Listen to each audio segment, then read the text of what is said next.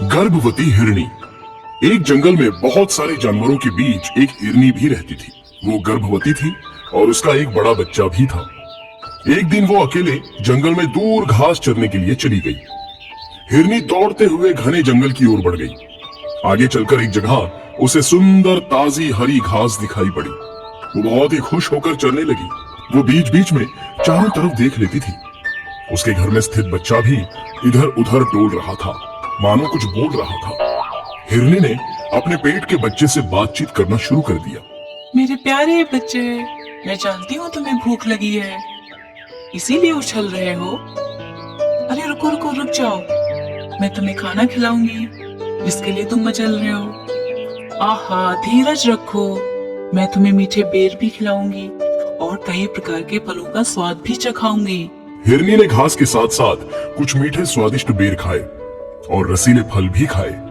उसे बड़ा मजा आ रहा था और साथ साथ उसे अपने बड़े बच्चे की भी याद आ रही थी। जंगल में खतरे के आभास से ही वो उसे अपने साथ नहीं लेकर आई थी। कुछ देर के बाद हिरनी का पेट भर गया और वो वहां से लौटने की इच्छुक हो गई। इतने में अचानक उसके सामने एक खतरनाक शिकारी आ गया। शिकारी के हाथ में धनुष बाण देखकर हिरनी का कलेजा काम किया। हिरनी बोली, हे शिकारी, रुक जाओ, पहले मेरी बात तो सुनो, उसके बाद जो तुम्हें उचित लगे वही करना। देखो, मैं गर्भवती हूँ, एक बच्चा मेरे पेट में पल रहा है और दूसरा बच्चा दूर जंगल में मेरा इंतजार कर रहा है।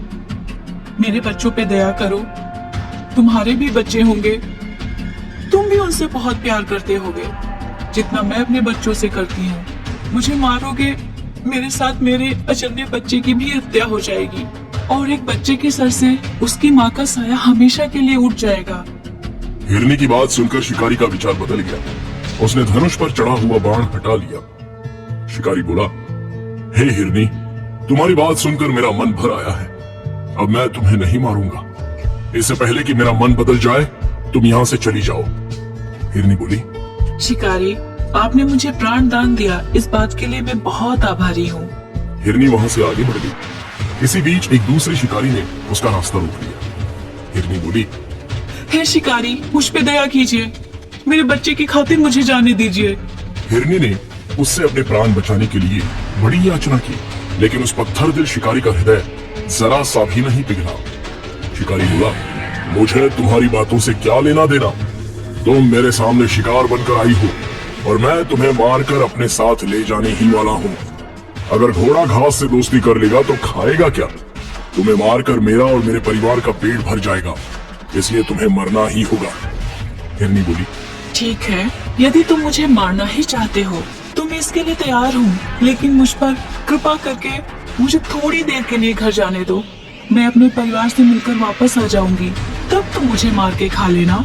शिकारी ने हिरनी की बात नहीं मानी और निशाना साध ही लिया। हिरनी अपनी जान बचाने के लिए भाग खड़ी हुई। हिरनी को तीर लग गया, लेकिन वो रुकी नहीं, भागती रही। निर्दयी शिकारी उसके पीछे दौड़ रहा था। हिरनी गर्भवती होने के कारण बहुत तेजी से भाग नहीं पा रही थी।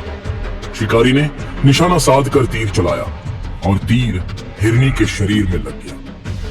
वो फिर भी भागती चली गई और काफी आगे तक निकल गई। शिकारी भी दौड़ता हुआ चला जा रहा था, लेकिन हिरनी उसकी आंखों से ओझल हो चुकी थी। शिकारी के सामने अचानक एक शेर आ गया और उसने उस शिकारी पर आक्रमण कर दिया। शेर ने शिकारी की जीवन लीला समाप्त कर दी। हिरनी अपने परिवार के पास पहुंच गई। उसका बच्चा बड़ी बेसब्री से उसका इंतजार कर रहा था।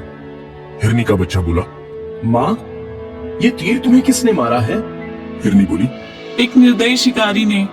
बेटा, मुझे बहुत चक्कर आ रहा है। एक बंदर ने झट से आकर तीर निकाल लिया और वहां पर कुछ जंगली लाभदायक जड़ी बूटी लगा दी। हिरनी अपने बच्चे के पास चली आई।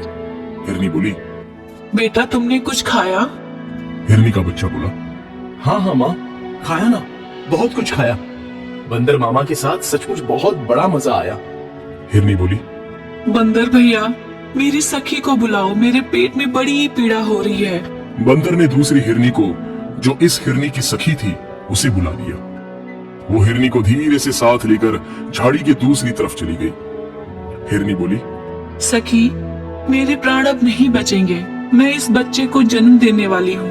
मेरा तुमसे निवेदन है कि इन दोनों बच्चों का हमेशा ख्याल रखना। सखी हिरनी बोली, तुम्हें कुछ नहीं होगा। तुम्हारे बच्चों का मैं पूरा ख्याल रखूंगी, अपने बच्चों की तरह पालूंगी। हिरनी ने कुछ ही पलों बाद एक प्यारी सी बच्ची को जन्म दिया और हमेशा हमेशा के लिए दुनिया को अलविदा कह दिया। हिरनी की सखी और बंदर दोनों की आंखें नम हो गई। हिरनी का बड़ा बच्चा भी बहुत दुखी हो गया। उसे ऐसा लगा कि उसकी माँ दर्द के कारण सो गई है। बहुत सारे जानवर वहां पर आ गए थे। हिरन का बड़ा बच्चा फिर से अपनी माँ के पास पहुंच गया। हिरनी का बड़ा बच्चा बोला, माँ उठो, देखो बहुत सारे काका काकी हमसे मिलने आए हैं, हमारी छोटी गुड़िया को देखने आए हैं। तुम नींद भगाओ माँ और इन सबका स्वागत करो। देखो छोटी गुड़िया भूखी है, उसे दूध पिलाना है। माँ तुम कुछ बोलती क्यों नहीं हो? क्या मेरी किसी गलती से तुम नाराज हो गई हो? बंदर मामा आप ही माँ को समझाइए ना। बंदर बोला, बेटा अब उन्हें सोने दो, वो बहुत जाग चुकी थी। तुम यहाँ आ जाओ, देखो तुम्हारी छोटी गुड़िया तुम्हें बुला रही है। हिरनी की सहेली उस छोटी सी हिरनी बच्ची को दूध पिलाने लगी। बड़े बच्चे को भी अपने पास बुला लिया। अब एक मौसी ने माँ की जगह ले ली थी। दोस्तों, ये बेजुबान प्राणी किसी को कोई कष्ट नहीं देते हैं। ये तो प्रेम से जीना चाहते हैं। इन्हें भी हमारी तरह जीने का हक है, खाने पीने घूमने टहलने का हक है और हमारी ही तरह खुश रहने का भी हक है। इनकी हत्या करना सबसे बड़ा महापाप है। हमें सदैव जीवों पर दया करते हुए उन्हें सुरक्षा प्रदान करनी चाहिए।